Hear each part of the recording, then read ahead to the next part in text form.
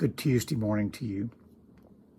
I want you to be aware of the fact that in looking at how Egypt has played such an integral part of where Israel history was, the integral part of where Egypt has blessed God's people, and has been an integral safe haven for the Israelites. And I find it so intriguing that Egypt is such a pivotal time. It's so pivotal in the fact that it is the country is used, its people, they are used by God in some interesting ways. In Matthew chapter 2, verse 13, and when they had gone, an angel of the Lord appeared to Joseph in a dream. He says, "Get up, take the child and his mother and escape to Egypt. Stay there until I tell you, for Herod is going to search for the child to kill him." So he got up, he took the child and his mother, and during the night left for Egypt. Now, you remember that whenever there's a famine in the land, that the children of Israel, under Isaac's leadership, the people of Israel went into Egypt. The people of Israel went into Egypt to survive.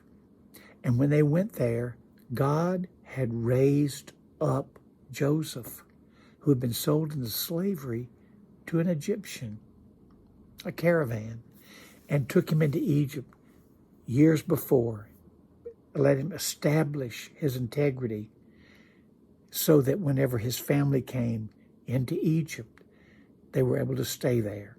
And then they were in Egypt for nearly 500 years. And then it says that the time element, they raised up a generation that did not know Joseph, the Egyptians. They had forgotten what God had done through Joseph's leadership to save Israel and also really to save Egypt, and made their people a slave people. And then God called Israel out of Egypt. Now watch this. God calls Joseph again. Joseph, the earthly father, a different Joseph, into Egypt, eventually for him to be called back out of Egypt, because Egypt offered a safe haven so Jesus would not be murdered and found and killed. And then Yahweh calls Joseph and his wife Mary and his son Jesus out of Egypt and takes them and tells them to go into Galilee and to further hide there and live and raise the little boy. Let me share this with you all.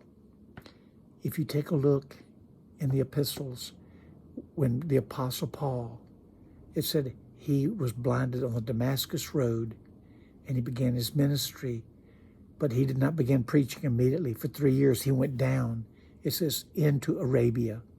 Many people don't know where Arabia was.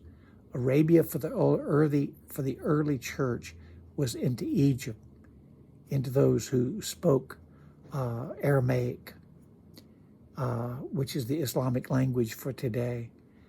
And Joseph went and studied there. I believe he went and studied in Alexandria, which is the greatest library in the entire world, even to this very day.